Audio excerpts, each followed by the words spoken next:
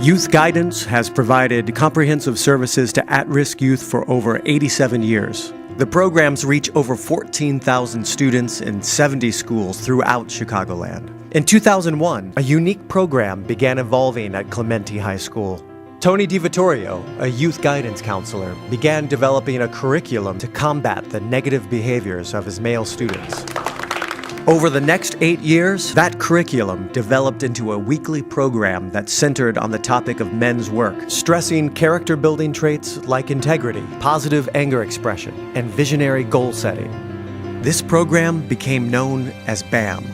By 2009, BAM had expanded to 15 schools and was the focus of a prestigious behavioral study by the University of Chicago's Crime Lab. Today, BAM continues to counsel and mentor hundreds of at-risk male youth each year, forever changing the lives and futures of young men once on the fast track to dropping out.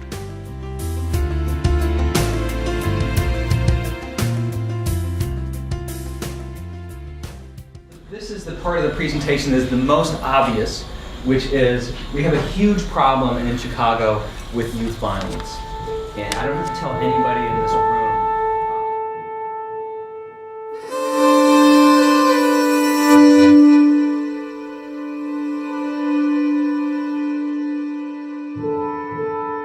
The point is, I think we have some knowledge of whether our behavior is right or wrong. It's what we do with it. Man, you know, I just don't care. I'm gonna let this person have it today. I'm just in a mood. I'm not letting nobody get on me. The next person that say something to me, I'm going in. Has anybody ever felt like that? Every day. Every day. Yeah. That normalization of the anger in that moment opens up that student and frees him to talk about it now. And to be able to listen, maybe for the first time, a new way of dealing with it. But the thing that makes it work is the theory we use of expressing anger in a positive way. So when somebody get in your face, how you react is a matter of habit. So if you had a habit of snapping off on your teachers because they come at you the wrong way, then you can make a habit of not snapping off on your teachers. And so one of the things we practiced last week was the deep breathing.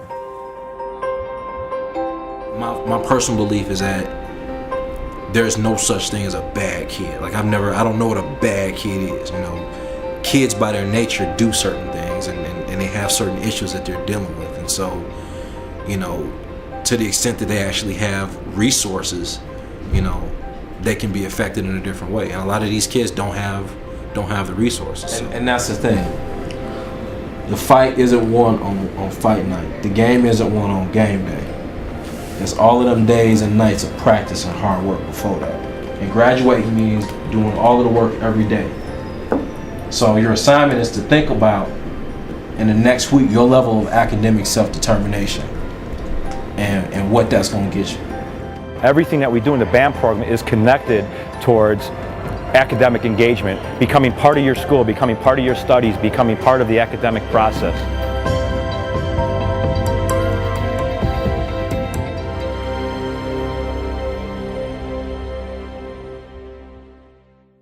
Harper is a turnaround school. The environment, the neighborhood is pretty rough. It's pretty a gang neighborhood. You gotta be, you gotta be tough. You gotta be a tough kid.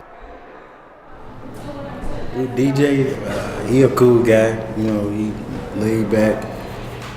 So why do you come every week? Because it's interesting. Kente, he's a moody guy.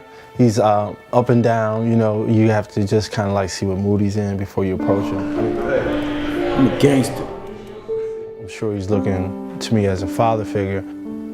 Anybody else? What about you, Kente? How'd you make it through? And who did you lose, and how'd you make it through? I lost my daddy. He was going to Wisconsin, and when he crossed the borderline, it was like cars. I guess they was waiting on him. And when he crossed it, they blocked him off, and they shot his car. They shot him 12 times. So this all happened? They stay after the first or second or third session because they realize that when they come to the program, safety and confidentiality and respect are mandated. The one I I mainly like the tennis balls because, you know, we actually have to work together to, you know what I'm saying, actually get the ball around to everybody. And, you know what I'm saying, it was hard at first, but when we caught on to it, we actually liked it. I've seen him be more open. He let his guards down a little bit more. I mean, usually it's like balled up face and, you know, yeah, Kenty, how you doing? I'm all right. I'm all right. And then now, you know, he's more say, hey, how you doing? You know, what's going on? Like, he's asking me, like, how's your family? What's going on with your children? How was your weekend?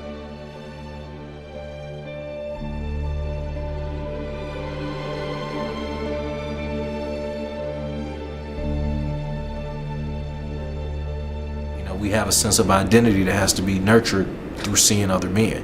And so, you know, when young men have an opportunity to see role models, that's what they cling to. It's self-evident. I mean, they don't have fathers in their communities, you know, like when we did the group that time, you know, out of all those guys, only 2 or 3 guys had fathers that were present in their life. They don't have positive male role models who spend time with them, you know. These guys are just raising themselves. He's not in your life? When was the last time he was in your life? When I was 8. When you was 8? So you got an older brother? In my life. Your dad's not in your life? When's the last time you saw him? Never. It's not funny. So in a minute, you're gonna have to define yourself. Y'all know what that means? Define. You're gonna have to make yourself up how you wanna be. So you gotta think about the role models that you've seen in the past and the current relationship, the relationship that you have right now with your father. So if you don't have a relationship, you gotta make sure that that's not how you wanna be in the future. Boy comes to the group and he's learning about accountability.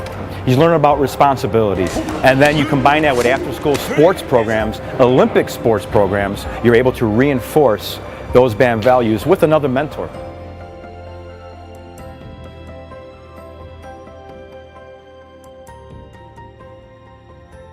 How you doing? Yeah, good to see you, bro.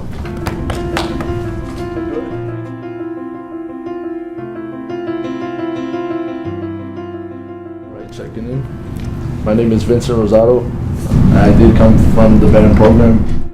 At the time I was a freshman, I was kind of a lost cause a little bit, you know, because I grew up in an environment of drugs and alcohol and abuse and gangs.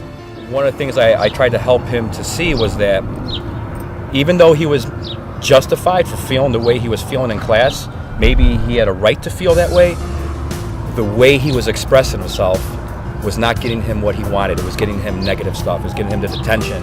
I'd come get him out of suspension and we talk, and we spent the next 3 years basically doing BAM work that we do. Yeah, I love this guy because he understands what it takes to fight through those emotions. He understands what it takes to fight through those obstacles. And to have somebody in your life that understands those things is a plus, because you're never gonna stop having those things in your life. You're never gonna stop having obstacles. A lot of times at this age, you feel like you need to do something to prove that you're worthy, to prove that you're better than maybe your friend next to you or somebody in your classroom. When the truth is, you only have to prove it to yourself. I mean, his mother is a solid rock for him, you know, and a big tribute to the character that you see here today, you know. She'd give me that strength when I needed it, but also give me that sensitivity. If I didn't forgive my father for everything he did in my life, there's no way I could be the person that I am now or the person that I will be 10 years from now. But the thing that you guys gotta understand is that all those things are put there for a reason. You know, it's not your fault. It's not your fault that they're there. You know, it's more just to see, it's to test you, to see how much you can gain through struggle, how much you can grow through obstacles in your way. Through this theory, through the drills, what I call portables, the role plays, the check-ins, through the counseling, through the homework assignments, I start to see a lot of change. We start to see a lot of change.